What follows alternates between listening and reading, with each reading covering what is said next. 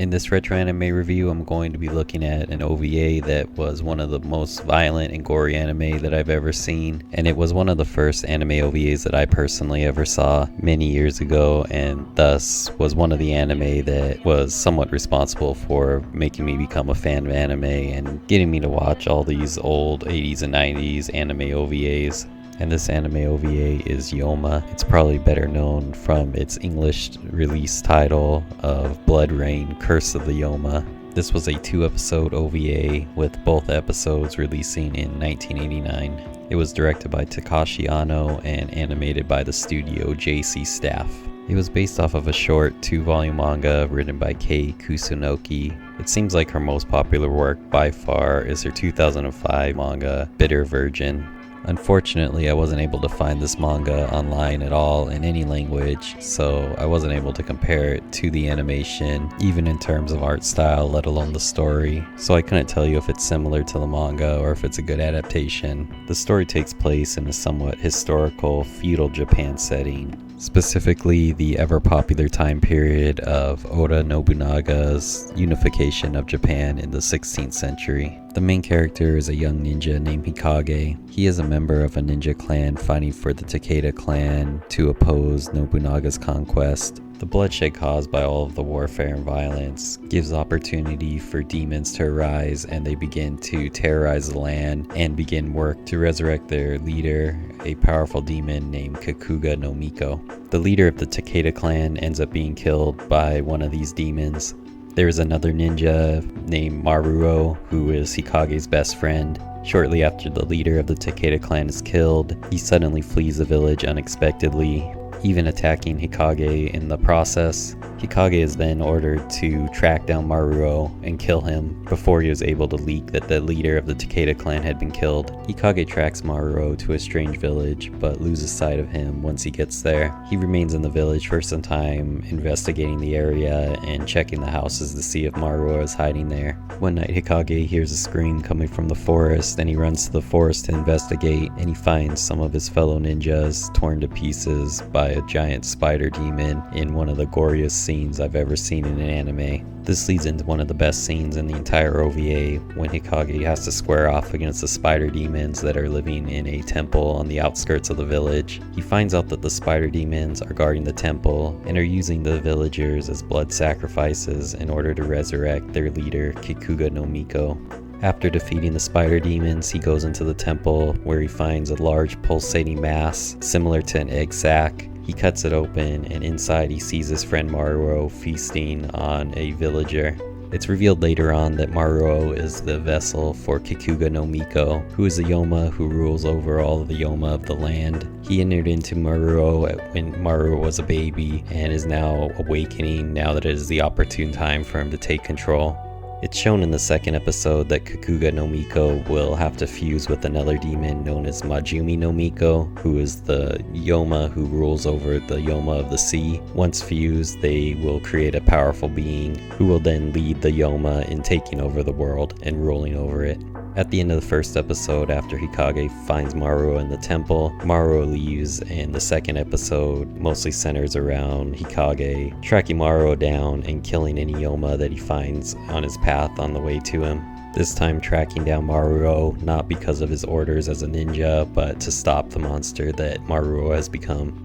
To me, the best and strongest thing about this anime OVA is its art style and atmosphere. Everything in this animation has a very dark, almost eerie feel to it, and they did a very good job of creating the settings and the scenery that contribute to that atmosphere. The way they use color and shading is very well done, giving everything a very shadowy, dark look to it, using a lot of dark greens and purples in the backgrounds, and having every tree and rock formation in the background being all twisted, and some of them even having evil-looking faces on the trees, and just really successfully creating a very cool, creepy, heavy atmosphere that really carries the OVA. There's also some really cool monster designs, which is one of the other really strong things about this OVA. My favorite are definitely the spider demons in the first episode. The transformation where the monk at the temple and the woman at the temple transform into the monster looks amazing. I love the look of the creature. It's got this really creepy, hideous face that just looks really awesome. It's got a really creepy, almost realistic spider-like face, but with these huge fangs and really cool use of color with the purple and the orange. It's probably one of my favorite monsters from an anime,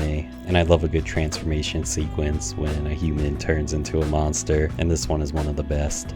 The creatures in the first episode are by far my favorite, but the second episode also has a number of creatures that have a pretty nice variety, but I don't think the atmosphere is quite as good in the second episode. It's not quite as dark and creepy feeling. I thought the creepy atmosphere around the village while Hikage is trying to figure out what's going on there, leading into the fight with the spider demons, was probably my favorite part about this OVA. This is also a very fun OVA to watch because it has a lot of monsters, a lot of demons, and a whole lot of fights and a lot of blood and gore. It's pretty action-packed and uses runtime pretty well, so it never overstays its welcome or gets boring. I remember I originally first watched it because I heard somewhere that it was one of the goriest, most violent anime ever made, so I thought I had to definitely check it out, and I definitely thought it was awesome when I first saw it. Looking back on it right now and rewatching it before making this video, it wasn't quite as gory as I remember. Most of the deaths actually weren't that detailed or violent. The only one really that was really gory was that one scene of the bodies of the ninjas killed by the spider demons. I've definitely seen more violent anime, but it's definitely got a higher body count and more violence than the average anime OVA. While I think they did an amazing job on several of the fight scenes, especially in the first episode, a few of the other fight scenes kind of disappointed me. They have some pretty awesome monsters, but some of the fights are just way too simple, where Hikage ends up killing the demon with just a single slash or stab. Even the final battle really left more to be desired, because once Maruo fully awakens and reaches his final form, that form was supposedly so powerful that it was going to bring about the rule of the Yoma over humanity, yet Hikage managed to kill it with only a few slashes, so it seems like it wasn't even that big of a deal. This was much more of a problem for me in the second episode of the OVA, which I really felt like didn't hold up as well to the first episode, especially in terms of atmosphere. The animation itself really isn't the best that you would see from that time period, and it's not really like the highest quality animation, and the level of detail and action sequences are not going to be animated to the level of something like, say, Ninja Scroll. They're able to cover for the deficiencies in the animation quality a bit by having a really cool art style and using their stylization to make everything look better. As I mentioned before, their use of these dark, deep colors and shadows was really well done, and contributing to that dark, dreadful atmosphere that just really elevates this OVA to something that's much more unique and special. The plot and the characters of this OVA were really nothing special, although this isn't really the type of OVA that you would watch looking for that anyway. The characters don't really talk much and there's no internal dialogue, so you have to kind of piece together what they're thinking from their actions, body language, and a few flashback scenes. Through this, they kind of hint at a deeper plot and relationship between the characters, but it never really develops. For example, through a flashback you see of Maruo and Hikage as children, you kind of infer a deeper relationship between the two and kind of see how important they are to each other, but it never really progresses past that level. There's also a bit of a romance subplot between Hikage and a girl in the village in the first episode and a female ninja in the second episode. Somewhat confusingly, they're both named Aya. The Aya in the first episode has a scar on her face, and the Aya in the second episode ends up receiving the same injury in the final battle against Kakuga no Miko, so that by the end she not only has the same name but also looks the same.